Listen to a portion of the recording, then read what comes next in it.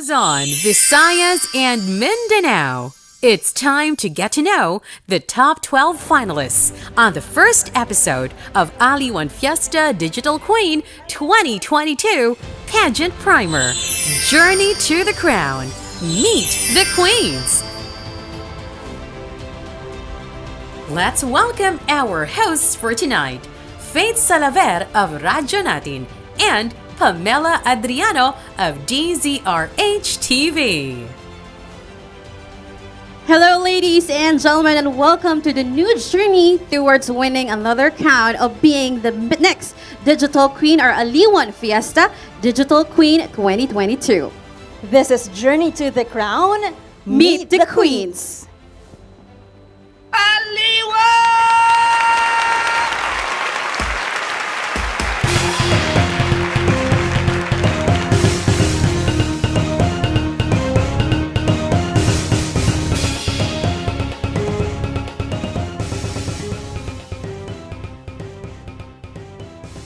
Ang bilis ng panahon, partner. Last year lang kinaranahan natin ng very deserving na pambato ng Minglanilla Cebu na si Chanel Kylie Hofer. And this year, we have a new batch of beautiful and talented candidates mula sa iba't ibang panig ng bansa. And speaking of that, partner, hindi lang tayo napapanood dito sa Pilipinas, kundi worldwide. Correct, partner. We are live via Aliwan Fiesta Facebook page and on all MBC radio stations' social media accounts and our official website, aliwanfiesta.com/AFDQ. Kaya naman, i-like, follow, at share nyo na rin ang ating official media pages and live stream. Huwag na natin itong patagalin pa, partner. Last Thursday, nagpa-press ko ng Aliwan Fiesta Organization para sa AFDQ 2022. Siyempre, present ang piling mga opisyal ng Manila Broadcasting Company at ilang miyembro ng pageant press. Kaya naman, babalikan natin ang nangyari sa press ko na yan kasama ang isang kilala at batikang pageant blogger and pageant coach para mas makilala pa natin ang ating 12 finalists ngayong taon. Tatanungin din natin ang ating guest kung ano ang kanyang pulso sa ating top 12 candidates. Kaya naman, let's welcome the pageant expert and also the Director for Communications of Mr. International Philippines, Mr. Norman Tinio.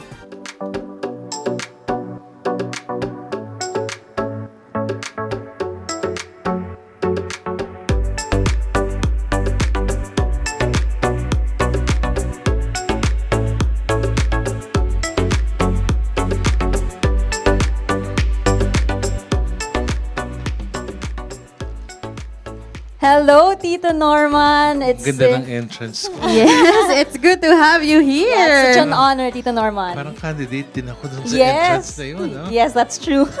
Kakatuwa. Yes, dahil syempre usapang Aliwan Fiesta Digital Queen, we have you here. And simulan natin ito kasi at this time, let's get to know our queens. Let's meet the queens. First, coming all the way from Ilocos Norte is Sofia Noreen Guillermo. She is 18 years old, stands 5 feet 5 inches tall, and weighs 112 pounds. A student of Dingaras National High School, she loves to sing and explore. Before joining this year's Aliwan Fiesta Digital Queen, she was hailed Miss Ilocos Norte's first runner-up in May. Sa tingin mo, Tito Norman, paano ito magiging edge for her considering yun ay face-to-face and this one here is true online? Alam mo kasi, Faith, hindi na pwedeng mawala kay Sofia yung fact na she underwent training under the Miss Ilocos Norte pageant system. So it's already there. It's a matter of using it to the best of her abilities. And I think mas demanding yung face-to-face eh. Ang digital, mas mahal nga lang. Pero, mas hands-on talaga yung face-to-face. So, I think she can use it to her advantage here in Aliwan Fiesta. Mhm. Okay? So, iba talaga yung labanan when face-to-face and digital, no? So, regarding that pa, may next question ka for Tito Norman para sa ating candidate number 1. Yes, no, Tito Norman, this is the first time in 2 years na may pambato uli yung Dengras Ilocos Norte no, sa AFDQ. What do you think, Tito Norman, yung pwedeng gawin ng ating pageant para ma-represent na yung kanyang region ng maigi, ng maayos? Well, first of all, if you're in this day and age in the Philippines na masyadong importante yung Ilocos Norte, she really needs to double time on her efforts para mag-represent ng Ilocos Norte. Siyempre, mataas ang pride of place ng Ilocos Norte ngayon. Our new president is from Ilocos Norte. Yes, So, actually. siyempre, I think it's enough motivation for her to really give it her best shot. Mhm. So, sa tingin mo ba, ano yung qualities niya na para mas mataas pa yung edge niya para makuha itong Aliwan Fiesta Digital Queen 2022? I think it's more on fresh pa ang beauty ni Sofia. Hindi siya yung tipong dumaan sa napakaraming mga trainings na talagang naiba na yung kanyang pananaw on many things. There's a natural potential exuding from Sofia whenever she speaks. And keep in mind, mabata ng mga candidates this year. So, mataas pa. Ang upswing potential nila is very high. Yeah, parang there's a very long way to go for them. Okay, so that's it. We're moving on to our first candidate. So, but before that, Tito Norman, since napag-usapan nga natin na yung edge niya, very fresh face, sa tingin mo, sa mga judges natin for this year's Aliwan Fiesta Digital Queen, fresh face ba? Or ano ba yung mas hinahanap niyo for them to win this crown? Alam mo kasi, Faith, I was part of the panel of judges for the first 2 editions of Aliwan Fiesta Digital Queen. At first, totoo naman yun in any pageant, you look for a beautiful face first. Yun ang parang yun ang parang first consideration mo. But after beautiful face, kapag nakita mo na yung ibang aspects niya, the way she speaks, yung pride of place niya, yung talent, advocacy, that's when the more consistent ladies start to appear. So, hindi naman yan ang contest ng pinakamaganda na pag Contest yan ang pinaka-consistent among everyone. Yes, so consistency is the key, Pam. So let's move on to our next candidate. Moving on to Nadine Faith McCoy of Cebu City. Nadine is 16 years old, stands 5 feet 7 inches tall, and weighs 123 pounds. She finished junior high school at the University of Cebu and is a karatido who also plays the guitar, loves to sing, and cook. She was the first runner-up in Cogon Ramos and Miss Daan Lungsod. And she is very open about being a member of the LGBTQ community. Also, Nadine is in fact one of our youngest candidates at 16 years old. In the pageant world, does age really matter, Tito Norman? Yung age kasi, it can either work for or against you. Depende on how you will use it. Kasi if you're like a 16-year-old who can speak ahead of her age, like 16 talking like an 18 or 19-year-old, then na-appreciate yun ng mga judges. But if you're like 16-year-old and then you speak in a very parang bang pagigil, pa-sweet all the time, tapos walang makikita ang judges na iba pang qualities to make you stand out na parang, to may potential talaga to. Then, it can also work against you pag sobrang bata ka. But with Koy, kung tawag namin kay Nadine, the thing that she's very open about her being part of the LGBTQ, that's already a brave step on her part. Tapos nagkakarate pa siya.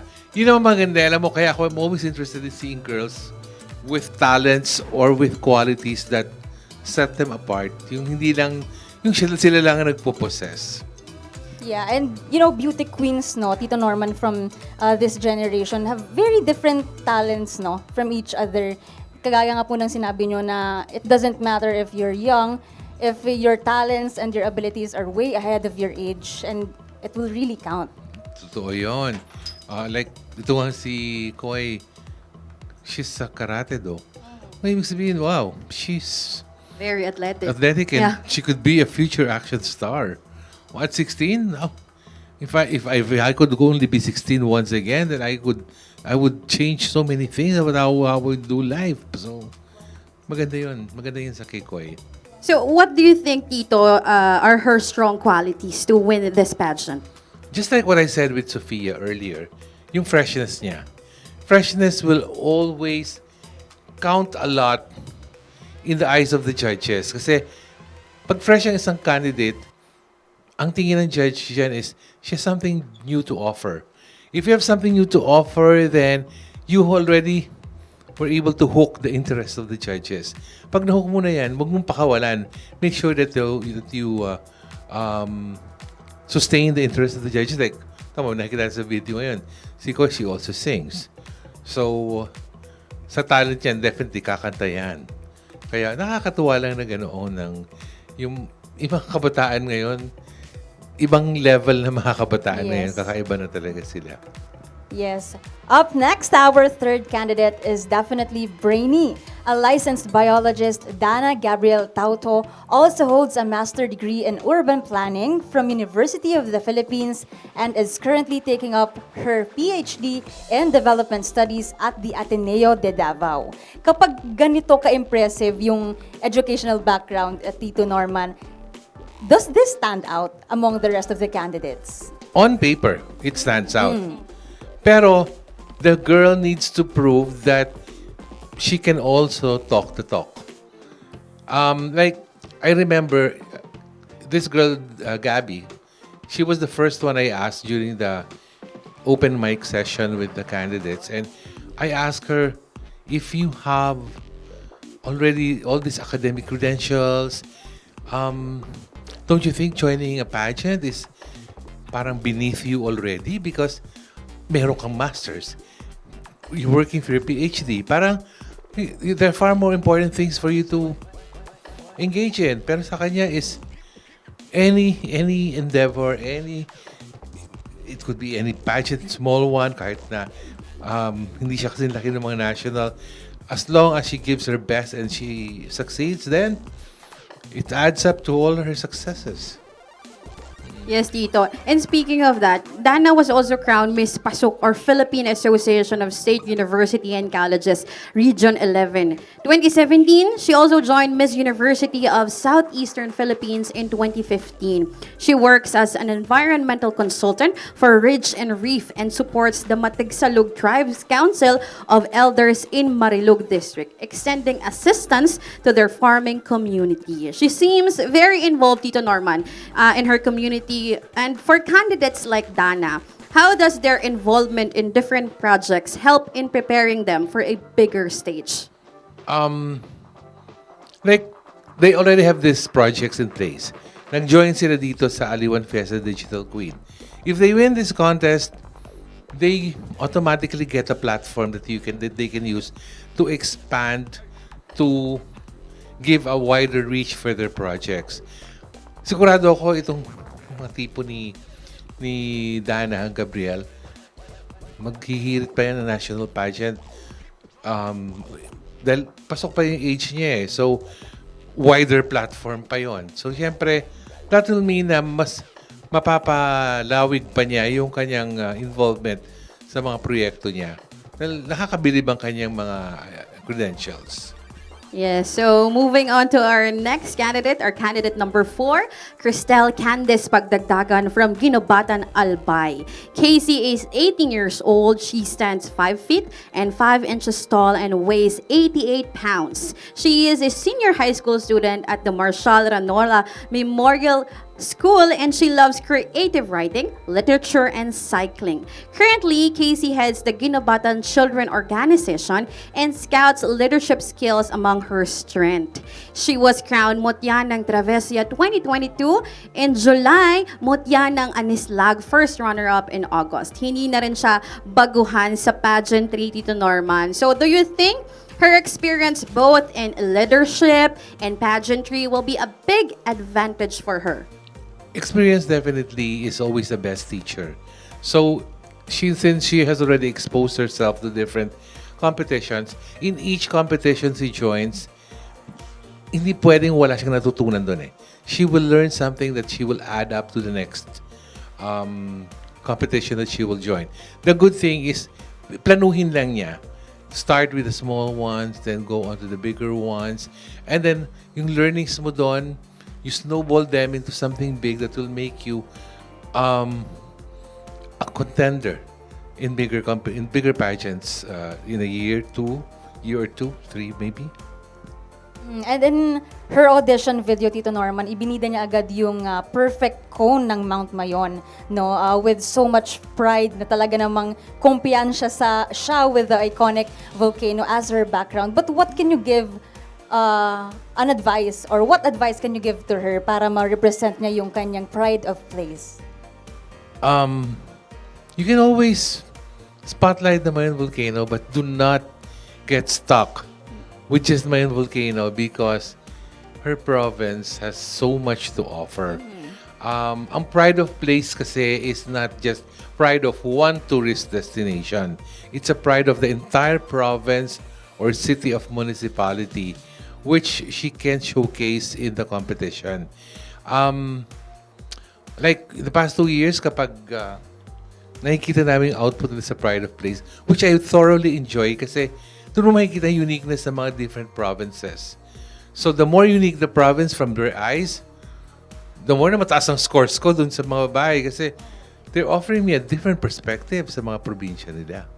And probably Tito Norman will correct me if I'm wrong, but it could also help siguro if they, ibibida nila yung mga bagay or places na not a lot of people know about their province or their place. Definitely. New learnings will always be appreciated by watchers, by viewers. Like, if they learn dito pala ginagawa yan. Dito pala yung lugar na yan. Then, people will appreciate it. So, mas gusto nyo, Tito Norman, as judges na, alam mo yon, may bago kayong places na ma-discover through our queens. Definitely. Hindi ko naman sinasabi na lahat nung kanilang ipapakita sa Pride of Places, sariling sikap nila. Of course, they have a glam team who provides them all the necessary information needed to make successful videos. So, I think any queen, any candidate who shows an interesting side of their city, municipality, or province will always get high marks from the judges.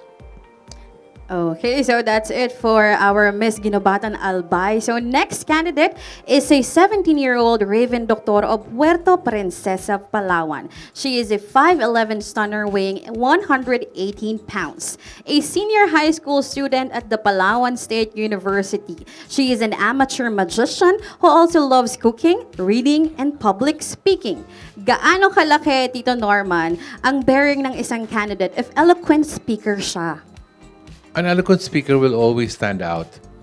But it doesn't always mean na yun lang ang mahiging basis.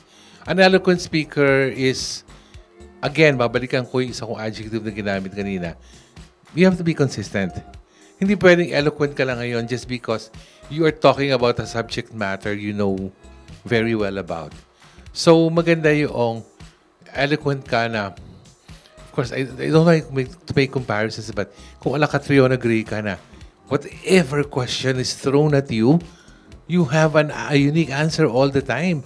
It's a hard act to follow in pageantry, pero if you have it in you, then show it. Like Raven, tall girl ako. Abangan niyo to, she will do national pageantry in 3 years, so 5 years time. Well, Tito Norman, speaking of eloquence, how can you give us a difference? How does being eloquent in person pageant and being and eloquence on online platforms differ from each other? Pag in-person pageant kasi, it's very, very hard na mag-take two ka sa mga sagot mo or whatever that you are talking about. Pag sa online kasi, there is that very small window of chance for you to maybe correct or improve on something that you've said. Okay? Pero mo sabihin na, oh, my connection is bad. Can I repeat my answer? No, kumbaga, diskarte na lang yon. I'm not teaching girls the tricks about how to do it, pero sa online kasi there are always strategies on how to come across as eloquent.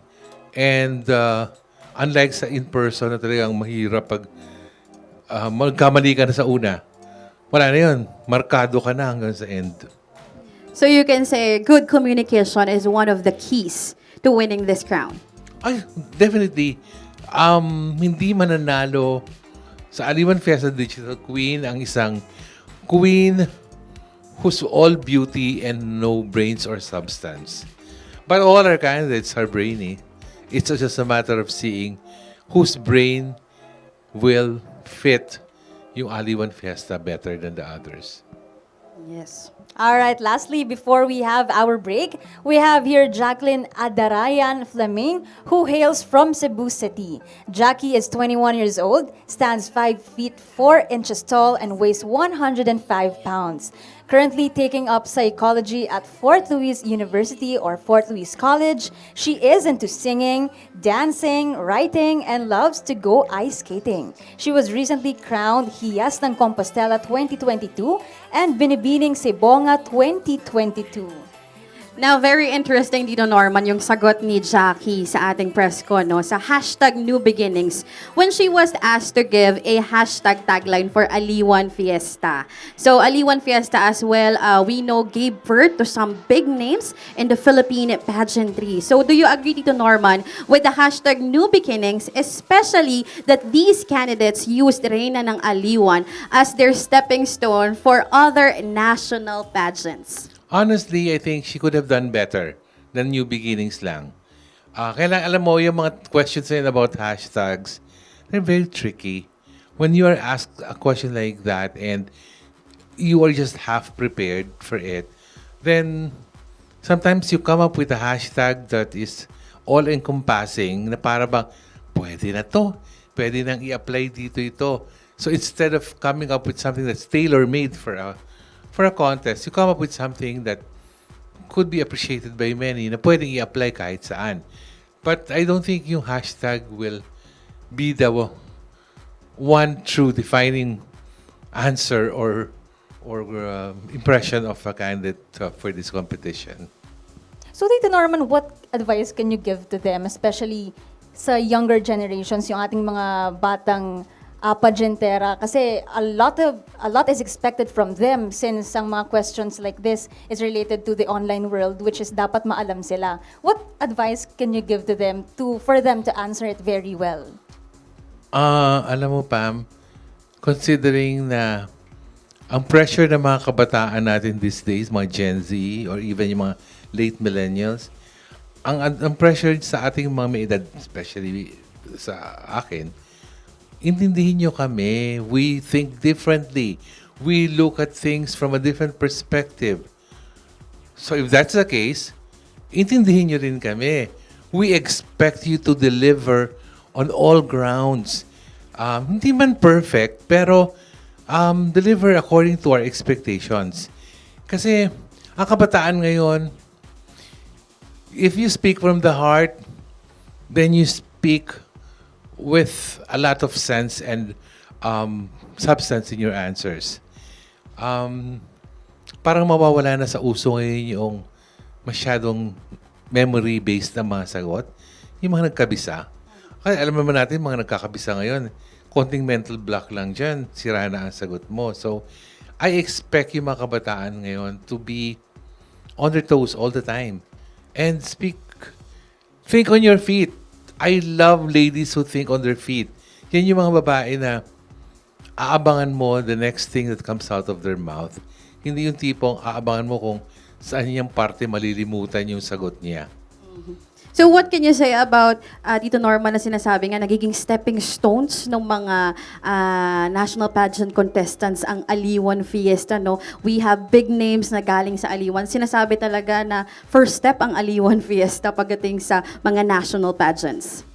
I think this is already a fact na accepted ng mga organizers also. Especially sila Miss Susan, the people behind Aliwan Fiesta, or even Rina ng Aliwan, because a beautiful lady, a beautiful Filipina who plans her ascent in pageantry very well, dapat mayroong sense yung kanyang pag-angat sa pageantry. Don't start with the big ones right away. Start with the smaller ones, then advance slowly but surely.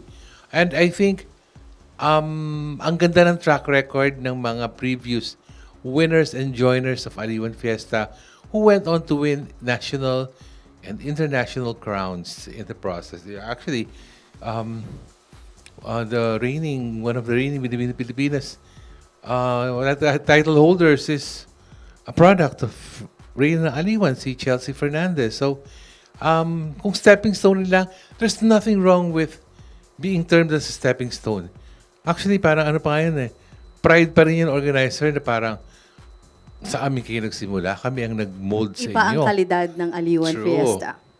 Alright, and that's the first half of tonight's show. Nakilala na natin ang candidates 1 to 6. For sure, excited na rin kayong makilala ang ating candidates 7 to 12. We'll be right back after a short break.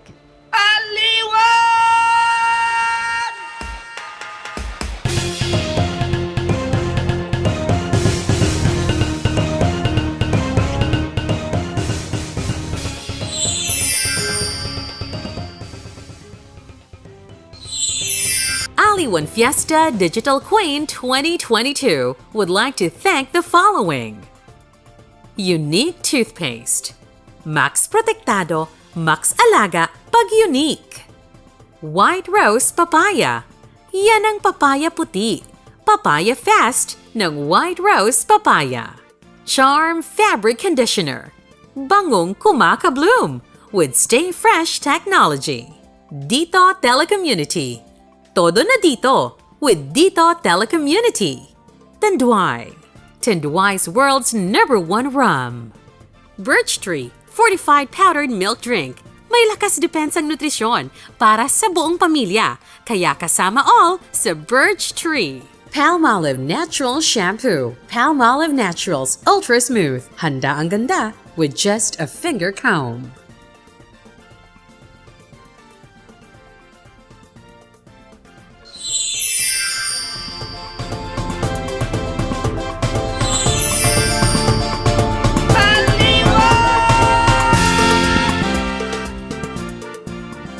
Welcome back to Journey to the Crown, Meet the Queens. Bago natin kilalanin ang last 6 candidates, basahin muna natin ang comments ng ating mga netizens. So first pa, meron tayo from Nori Sugitan Lumatak from Ilocos Norte. Go, Sofia Noreen Guillermo! Wow, hindi naman obvious na fan siya ni Sofia. Yes. No? Next comment is from Chi Ray, Hate Doctor. Sabi niya, Go Puerto Princesa! Ito naman, supporter ata ito ng from Albay ni Cristel Candice. Hashtag Cristel Candice, number 4, Aliwan Fiesta. Grabe, actually, ang dami niyang hashtags, no? Yes, parang Flinad, very supportive talaga yung kanilang mga kababayan sa ating mga queens. Alright, next comment that we have is from Benjo Xiao. He said, Martina De La Rama, go, go, loves! Alright, nako, grabe, big supporter. It's either siguro friend to, very close friend, or someone really close to her. Yes, from Kay Zelda, go Marikit Manawis, let's go Baguio! Alright, and then the next comment is from Rodel Versosa de la Cruz. Ang sabi niya, go Cassandra Avena, Caramoan, Camarines Sur. Kabayan, siguro. Yes, ito naman ay supporter ata ni Nadine Faith McCoy kasi sabi ni Dean MC, go Nadine Faith McCoy, go Cebu! Talaga namang maraming nanonood sa atin ngayon, hindi lang sa buong Pilipinas, kundi worldwide, Pam. Alright, ngayon balikan na natin ang last 6 candidates na kumumpleto sa top 12 finalists.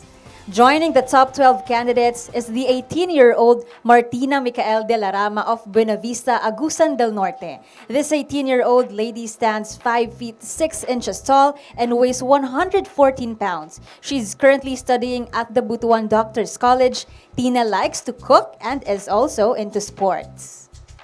So Tito Norman, if we can recall last year, may pambato rin tayo mula sa Agusan del Norte, si Christian Villarias. And of course, si Hanari Sarzoso, our first Aliwan Fiesta Digital Queen, also came from Agusan del Norte.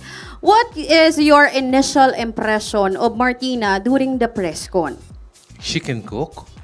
Yeah, because she's proud of, she was asked a question like, if we are going to visit you in Buena Vista, Agusan del Norte, what are you going to cook for us? So she said, my beefsteak and my kare-kare. Siyempre ako nung pagsabihin mo ko ng beefsteak and kare-kare. Adobo pala, beefsteak and adobo. My first impression is, ay, galingan mo dear, ha? Because mataas ang standards ko pagdating sa mga lutuin ganyan. And besides, I love our girls from Agusan del Norte. She said nga, last year si Christian Villarias. Si Hanari pa. So, syempre, itong si Martina, she has relatively big shoes to fill in. Dahil yung mga predecessors niya have done pretty well in the competition. Yeah. And to add to that, no, Tito Norman, si Martina ang ating reigning Miss Silka Caraga, kung saan siya nakasungkit ng Best in Swimsuit and Best Evening Attire. And sabi nga nila, di ba, ito raw yung two of the most coveted special distinctions, no, sa kahit anong beauty pageant. And in fact, Binibining Pilipinas Intercontinental 2022 Gabriel Basiano made headlines recently, no, after bagging the history or for bagging the two awards following the success of Catriona Gray, and where she won the said distinctions, no. Sa palagay mo, Tito Norman, base sa audition video, mukha bang palaban itong si Miss Agusan del Norte, no, para makasungkit ng isa sa mga special awards, that mismong title? It depends din naman on the quality of the candidates she's competing with.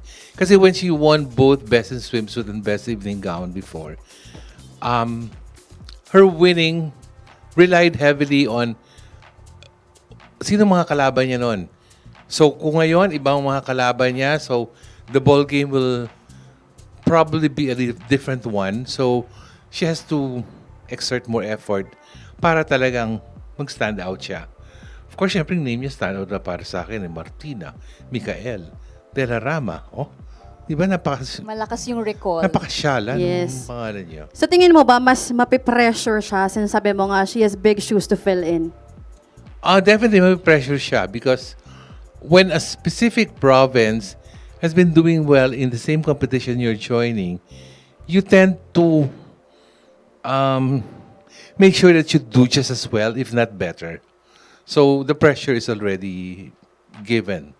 And feeling ko normal naman yun sa every pageant, diba? The pressure is on para sa ating mga candidates. So let's move on to our next candidate. Pasok din sa ating listahan ang 25-year-old candidate na si Marikit Manawis, ang pambato ng Baguio City. She currently works as a secretary for a solid waste management company. Marikit holds a degree in human resource development from St. Louis University. She counts singing and theater acting among her special talents. Before joining this year's Aliwan Fiesta Digital Queen, she was hailed as Miss Bin Malay 2016.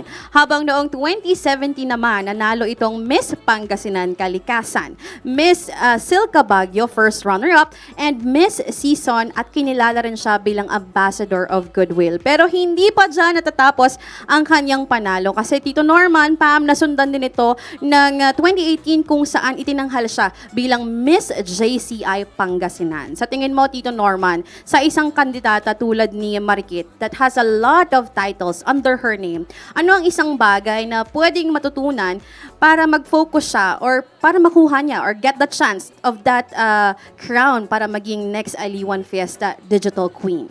Si Kit kasi yung tipo ng candidate who, if you look at her, na yung tipong minimal makeup lang and all, okay, kumbaga maganda siya.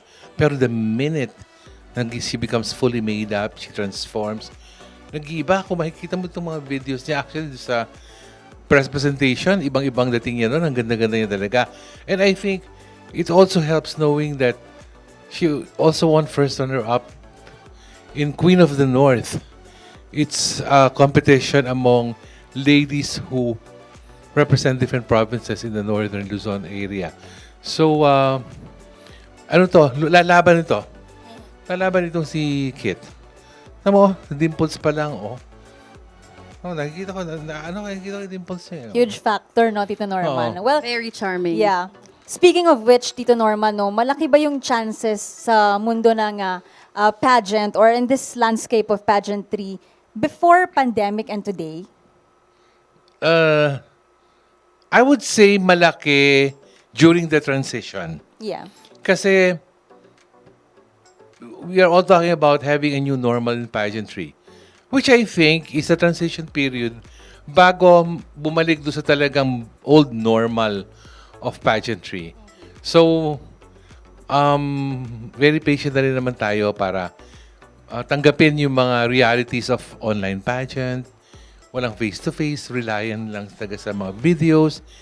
And sometimes, syempre, hindi consistent yung quality ng mga videos or yung connection. So, maraming changes na bago. Pero you cannot deny the fact na bitin ang mga netizens sa mga online. Gusto talaga nila ng physical pageant na as much as possible. Yeah, but, you know, we have to give enough and huge appreciation, no, Tito Norman, to the world of pageantry kasi kahit na ganito yung ating situation with the pandemic and everything, we still continue to push through, you know, na maisulong natin yung ganitong pageants para sa ating mga beauty queens and future beauty queens. Totoo yan. Konting adjustment lang naman yan. It's for their own good din naman para talagang para maitawid ang mga pageants and at the same time, magawa nila yung kanilang best in the endeavor. What do you think, Tito Norman, na sinasabi nga nila, yung importance ng beauty queen, even though during the pandemic, nag-digital, bakit talagang existing pa rin ang mga beauty pageants? Anong importance nito sa ating community? Hindi mo mawala yan. Pageants, in its barest, simplest form, pageants are a source of entertainment. It's a source of entertainment that has now transformed into a source of entertainment that becomes a source of a platform that will help the different ladies enhance their purposes as individuals. So, parang ako nagpa-pageant na rin na sa mga sagot na ganyan. Pero, dahil sa pandemic, mas naging significant ang participation ng mga babae sa pageantry. Yes, parang tuloy-tuloy pa rin ang life kahit may Yes. pandemya, di ba? Kasi may mga pageants pa rin. Para dito may forever talaga. All right, our ninth candidate represents Nueva Ecija. Maika Cabling Martinez is 28 years old. She stands 5 feet 4 inches tall and weighs 110 pounds. She took up broadcast communications at the University of the Philippines, Diliman, where she graduated cum laude. Currently, she is taking up master's degree in anthropology along with her work as a government employee. Furthermore, Mika remains active in youth engagement. No doubt that Maika is an academic achiever, and in Philippine pageantry, we had a lot of beauty and brains na din like Shamsi Supsupli, Venus Ra, Karen Ibasco, and Teresa Licaros. For you, Tito Norman, how will you connect academic achievements with beauty pageants? What do academic achievements like, what do they do or what, ano bang na Edge nila kapag madami silang achievements. Honestly, ang effect ng mga academic achievements, it can only be felt sa start tsaka sa ending nung sinalihan nilang pageant. Because sa start, syempre, it invites a lot of interest sa kanilang mga capabilities intellectually, academically, and that makes people more interested in knowing them better. Pero, pag nag-advance na yung mga different stages of competition, nawawala na sa mind muna ng mga tao yung mga academic achievements eh. Ipanalo mo muna yung title o yung contest. Pag nanalo ka na, let's talk about your academic achievements once more. Okay, so she joins numerous pageants, including this year's Miss World Philippines, Miss Universe Philippines, last year representing Nueva Ecija. Maika is the oldest in the group this year for Aliwan Fiesta Digital Queen. She is 28-year-old, and do you think this can be an edge? If you're looking for maturity, yes, it can be an edge. Kasi syempre, Maika is, how do I put it? Kung in terms of kung pagiging pasaway, siya yung hindi pasaway na agad. Because she reacts to instructions or to rules and regulations with a very open mind dahil pinagdaanan na niya lahat yan eh. She has joined almost every competition there is. And I know na, sabi nga niya sa press presentation, as long as there's reason to dream, continue the dream. Only, she's 28. Ate na siya ng grupo. She doesn't mind. She doesn't look like it naman eh. She's actually very, very bubbly and very youthful. Kaya, di ako magtataka na pag nag-29 siya next year, manggugulat pa yan. Yes, parang may sasalihan pang big pageant after Aliwan Fiesta Digital Queen, no? Pero sa tingin mo, with her experience sa Miss Universe, sa ibang mga pageants na nasalihan niya, ano sa tingin mo yung nakuha niya doon na pwede niya magamit this time for Aliwan Fiesta Digital Queen? I think, ang nakuha niya doon basically would be, ano yung mga shortcomings niya during those pageants? Why did she fall short of making it far in the competition? Kasi that's where the learnings will begin. Pa-process niya yon. Then when she joins another competition, like Aliwan nga, dito there's really big pressure on her back. Number one, she's a pageant veteran. And number two, being a pageant veteran, her fellow candidates think na, ito, mamaniin lang nito yung competition because she's been through a lot in terms of pageantry. Kaya, that is a source of stress also. So, nagkakaroon ka ng X mark na target sa likod mo na parang bantayan nyo yung batang yan kasi she knows a lot. She knows how to play the game. Parang all eyes on her ngayon. Yes. Mahirap kasi pag sinabi rin ng mga tao that she knows how to play the game eh. Kahit from her end, si Maika is trying to be as genuine as possible. Alright, pasok din sa top 12 ang ikatlong kandidata na nagmula sa Queen City of the South.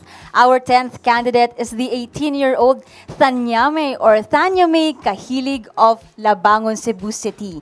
This 18-year-old stands 5 feet 6 inches tall and weighs 99 pounds. She is a 12th grader under the ABM marketing strand of the senior high school program at University of San Jose Recoletos. Anya plays the electric guitar, loves listening to 1950s jazz, watching chick flicks, and experiments with hairstyling and hair coloring techniques in her free time. Last August, she managed to make it to the top 10 of Miss Minglanilia, where she won the title of Miss Photogenic.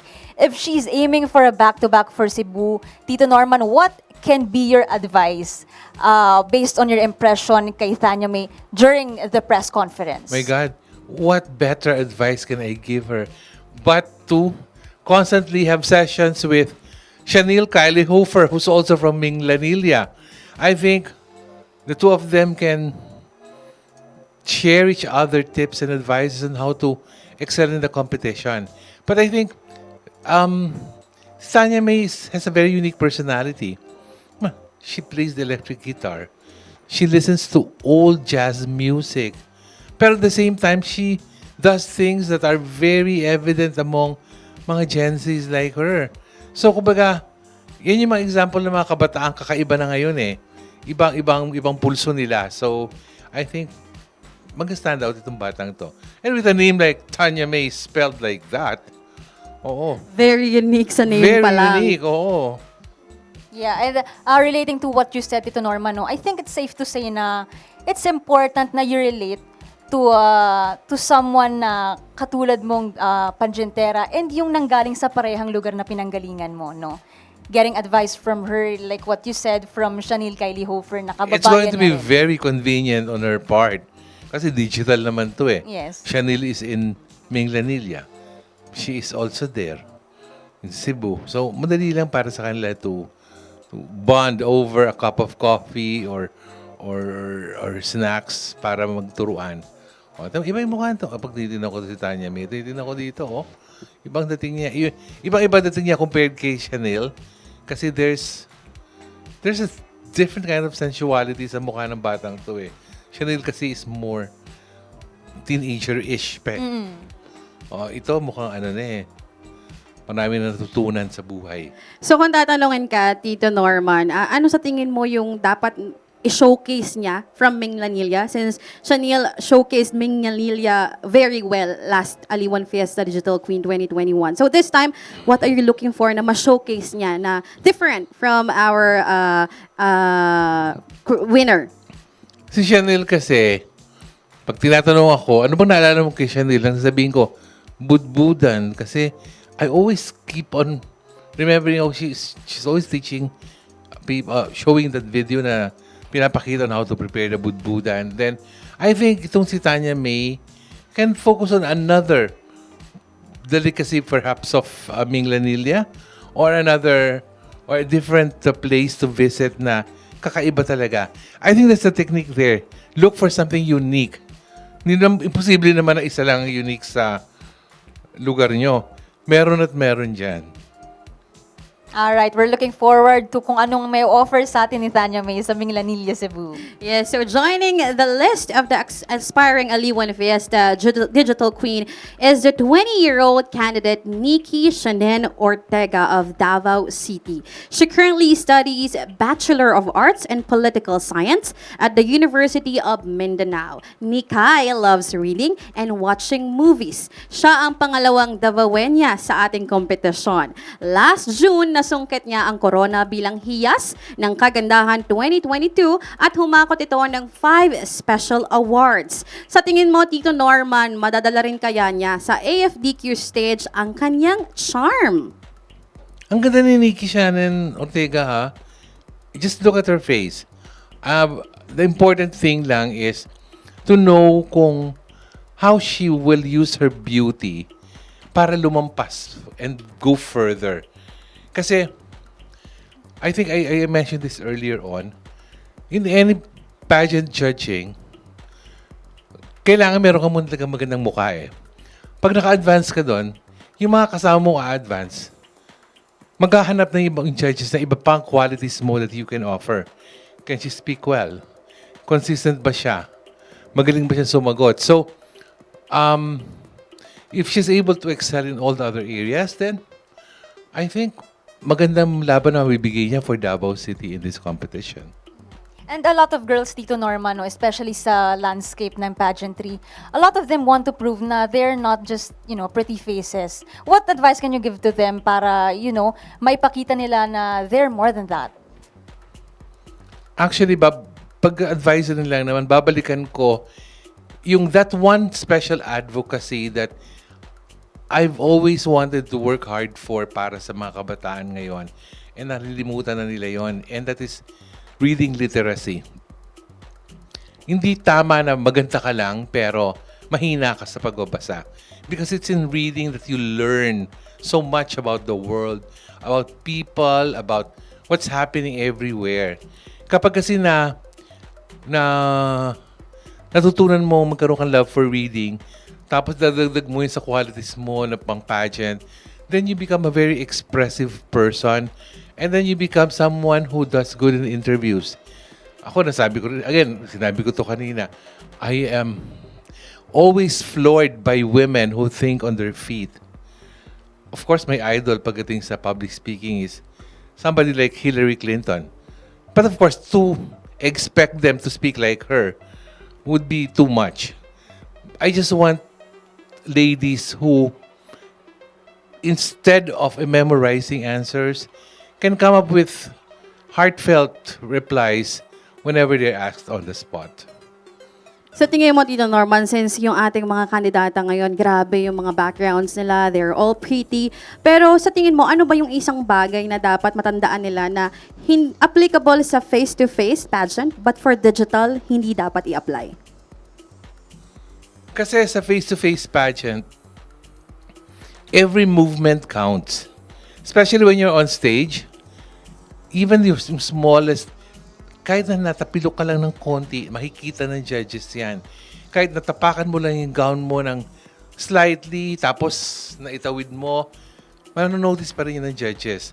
Pero kasi dito sa online, kailangan na magaling ka lang dumiskarte on how to make your mistakes or shortcomings na hindi masyadong halata. Kasi video yan eh.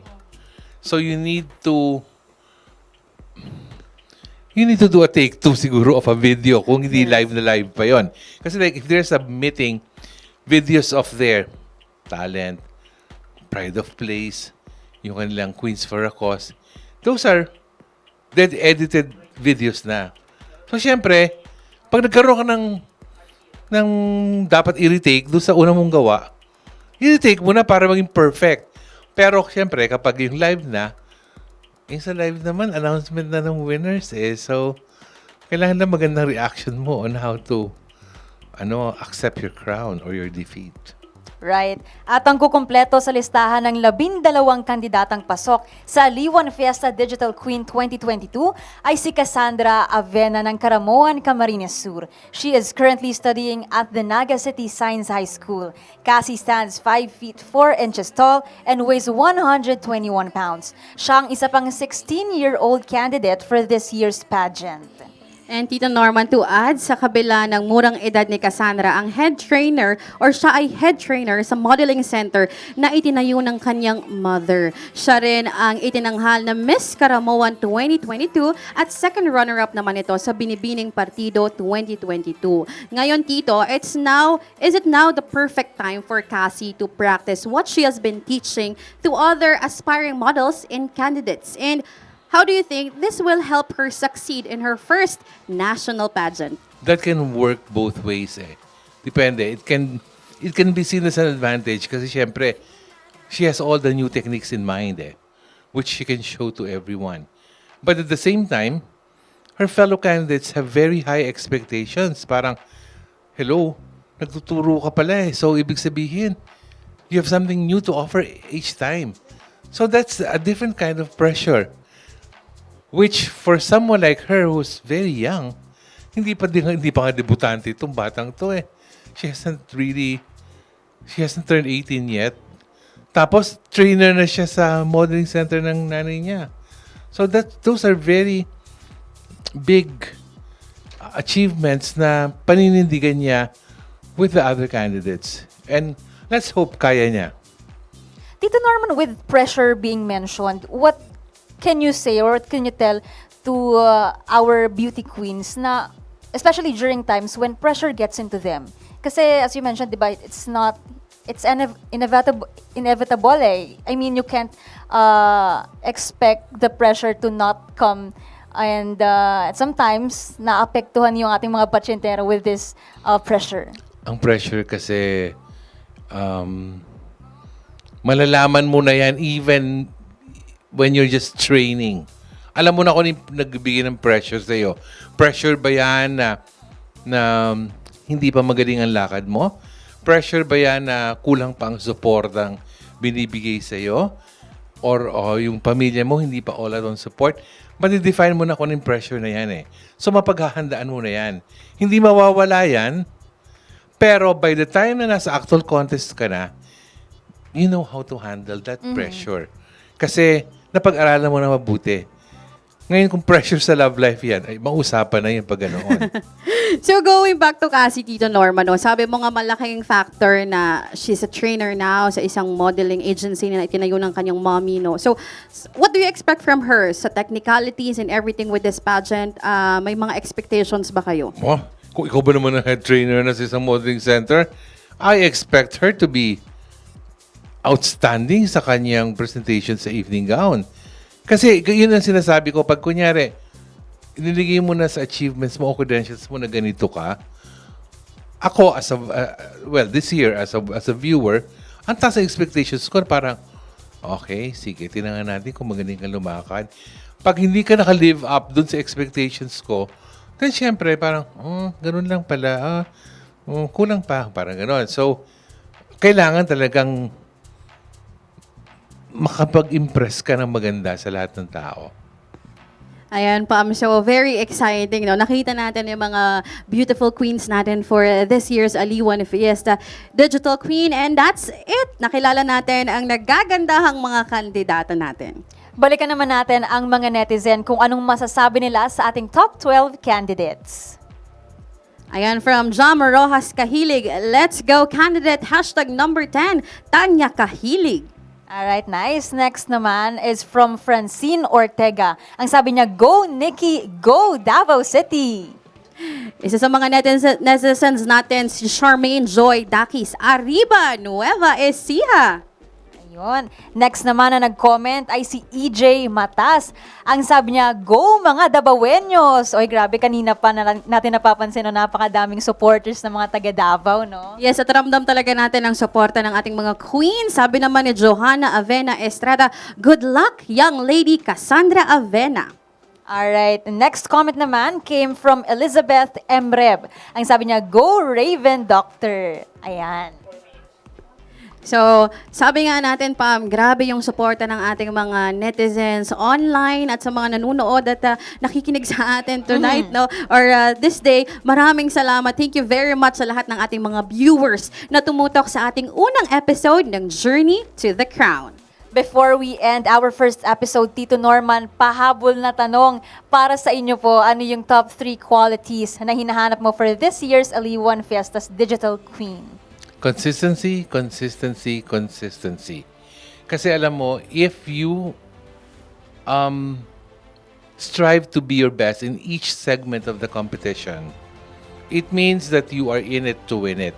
Hindi pwede dyan yung, okay, magaling ang talent ko. Pabawi tayo sa talent. Hindi pwedeng ganun eh. You have to have that mindset na I want to stand out in all segments of the competition. You cannot just say na, magandang mukha ko. Kaya na niyang dalhin yung pride of place, for example. Yung pride of place, abang na abang ang mga tao dyan. Especially me. I expect the pride of place to really give me so much interest in a particular town, municipality, or province for me to visit. That place, Hanari Sarsoso nga eh. Nung panahon ako, dadalhin tayo sa Kabadbaran, sa, sabi ko, Hanari, next time, dapat si Milanilla, si Chanel, dapat dalhin tayo sa Cebu. So, ganun yun, yung bang, you have to do well in all segments of the competition. If you will remember last year, sa talents, kasi kadalasan sa pageant, pag talent people are just dismissing it as, talent lang yan, pampahaba lang ng oras yan eh. Pero hindi, dito sa AFDQ, iba ang level ng talent competition dito. Oo, kasi si Hanari, nung time niya, nagpiano siya sa gitna ng gubat. Last year, itong si Chanel, nagsayaw siya ng isang parang Muslim dance. The pressure was, 4 silang pare-parehong nagsayaw ng pare-parehong sayaw. So, the challenge was how to stand out kung 4 kayo pare-pareho ang sinayaw nyo.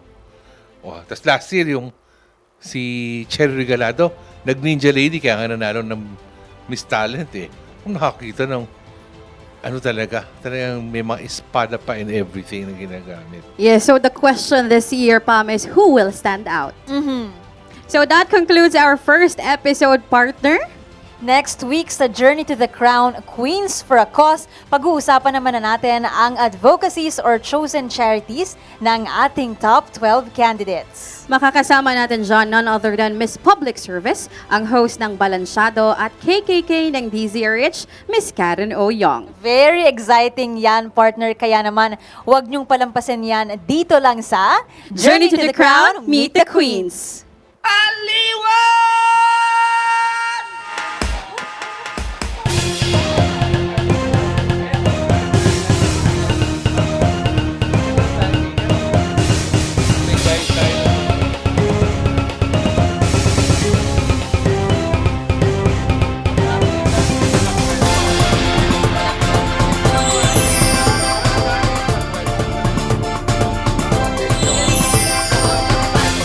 Aliwan Fiesta Digital Queen 2022 would like to thank the following. Unique Toothpaste. Max Protektado, Max Alaga, pag unique. White Rose Papaya. Yan ang papaya puti. Papaya Fast ng White Rose Papaya. Charm Fabric Conditioner. Bangong Kumaka-Bloom with Stay Fresh Technology. Dito Telecommunity. Todo na dito with Dito Telecommunity. Tanduay. Tanduay's world's #1 rum. Birch Tree Fortified Powdered Milk Drink. May lakas depensang nutrisyon para sa buong pamilya. Kaya kasama all sa Birch Tree. Palmolive Natural Shampoo. Palmolive Naturals Ultra Smooth. Handa ang ganda with just a finger comb. Follow the top 12 finalists' journey to the crown on our 3-episode pageant primers. September 24, Journey to the Crown, Queens for a Cause with special guest Karen Oyon. October 1, Journey to the Crown, The Making of a Queen with special guest Rajil Flores. Who will be the next Aliwan Fiesta Digital Queen? Find out on these dates. October 8, Launch and Pride of Plays. October 15, Talent and Skills Competition. October 22, Queens for a Cause. October 29, Evening Gown Competition and Q&A. And November 5, Awarding and Coronation Night. Catch the shows via Facebook Live on Aliwan Fiesta, DZRH, Love Radio, Yes the Best, Easy Rock, Radyo Natin and Aksyon Radio Facebook pages, and live telecast on DZRH TV Channel 18 on Signal, Channel 129 on Sky Cable, and Channel 3 on Cable Link. For more details, you can visit our official Facebook page, Aliwan Fiesta, and our website, aliwanfiesta.com/AFDQ.